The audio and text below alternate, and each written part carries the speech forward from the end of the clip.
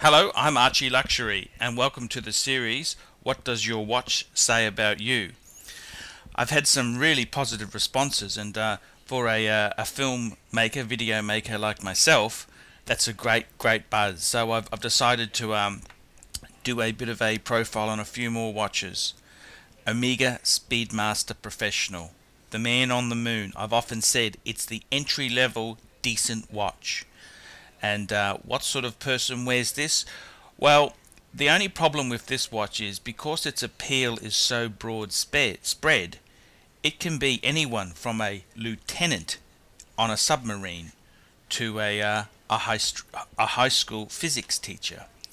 The watch has such a large spread, but I've done my best to try and work out the key ingredient that makes the Omega Speedmaster what it is.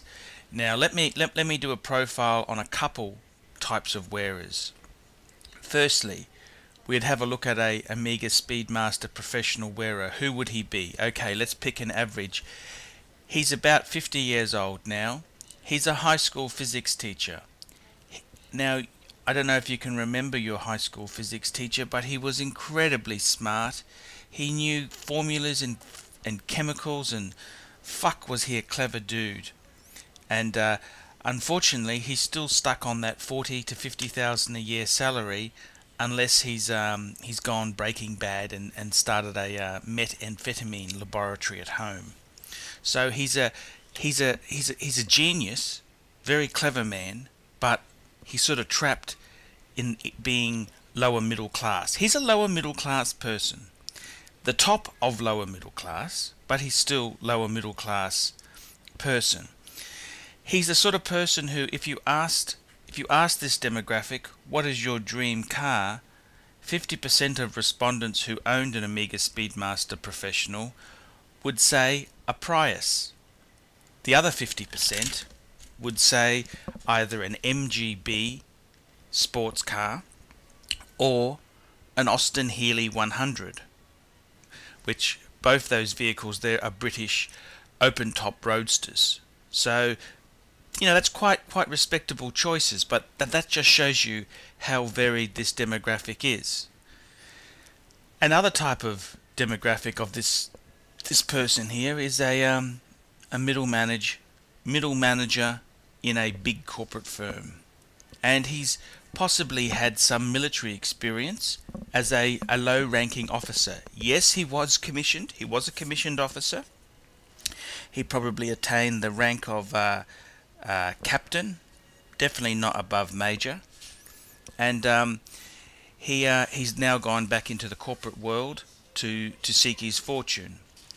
One thing about this demographic is that they all think they've got the greatest watch in the world. They think it's the most wonderful watch, they think it's the greatest, and they'd never consider getting a second watch or replacing it with a different brand.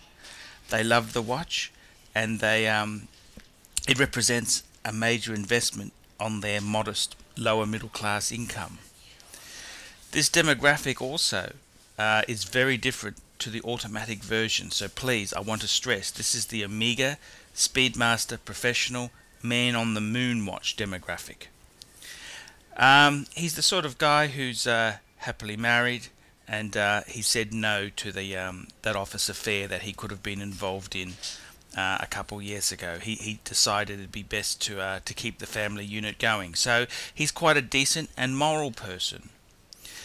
This type of person here would most probably would have voted for Obama, and prior to that he would have been a Clinton supporter.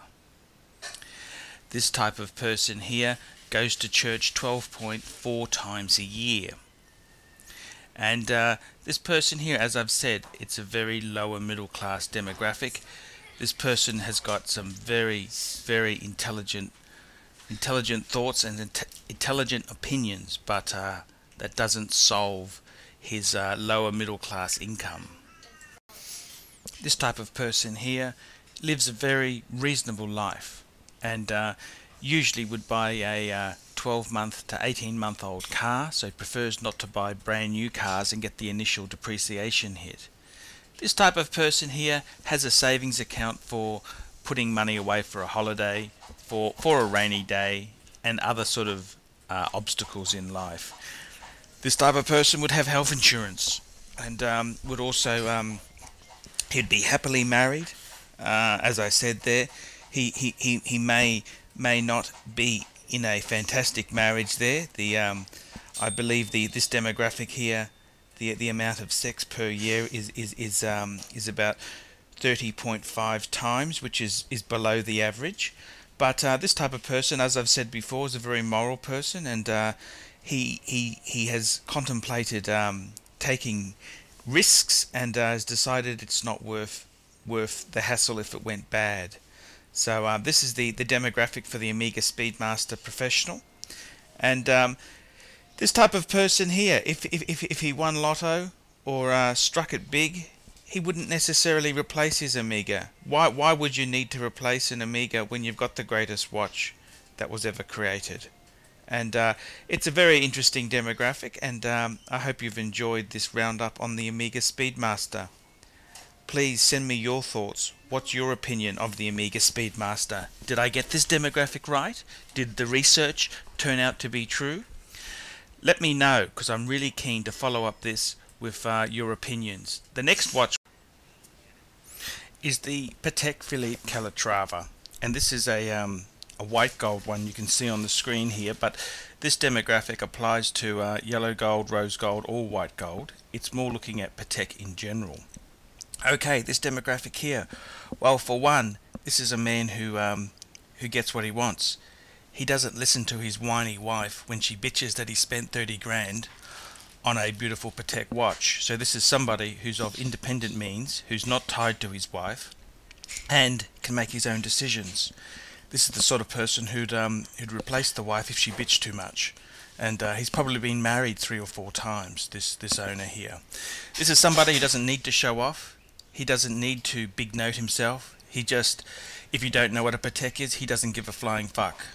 This type of person here is somebody who's had some ups and downs in life. He's made a lot of money, and he's possibly lost a lot of money. He's lived the life. He's enjoyed beautiful cars, BMW, Mercedes. He's had beautiful wines. He's stayed in beautiful hotels. This type of person here has possibly used the services of escort services, so he's not abrupt to paying for pleasure. This type of person here is also somebody who's possibly in the later years of life. He's sort of got a maturity and a class to him that can't be put onto the shoulders of a 20 or 30-year-old man. This is a person who's happy and content in his life, and isn't afraid to pay for quality and for services. This type of person here may possibly be a CEO. He may possibly be an investor, and he may possibly be a senior executive in a top-level company. This person here is somebody who doesn't mind taking a year off work to go and tour Tuscany and visit art galleries and have some fun with some escort providers. This type of person here is somebody who he's sort of worked out the meaning of life for himself, and he doesn't need to show off to anyone. He doesn't need to big note himself. He is what he is, and if you don't like it, he doesn't give a flying fuck. This type of person here, as I've said, is somebody who doesn't have a nagging wife who says, "Why did you spend 30,000 on a watch?" This type of person would divorce that woman and replace her with a much younger, bigger bust size model if she ever dared open her mouth and complained about his choice in wristwatches. This type of person here would be somebody who's sure of himself. He knows how the world works, and he can make a buck even in a bad economy.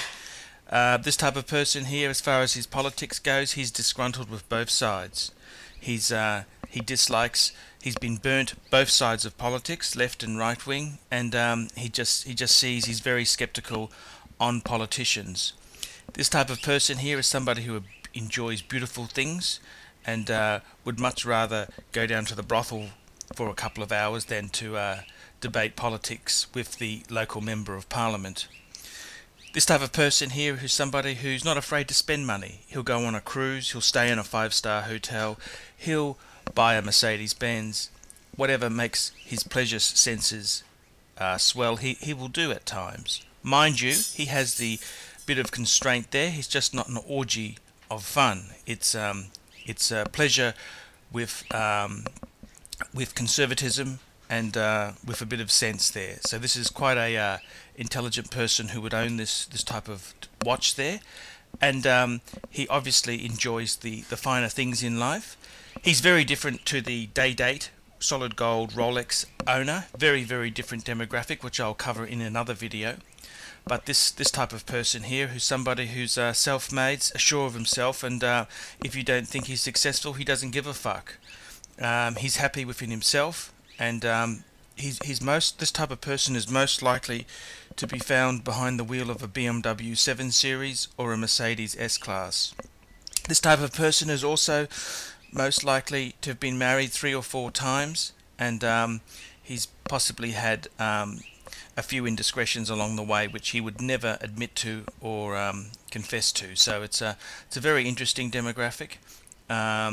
It's a wonderful watch, and it belongs to a very intelligent man, and it's a very interesting demographic. It's very interesting, but as I've said there, it's very different to the Rolex demographic, which I'm going to cover in another video. What do you think of my conclusions here? Let me know. I'm Archie Luxury. Let me know what you think. Did I get the Patek wearer right? Thank you.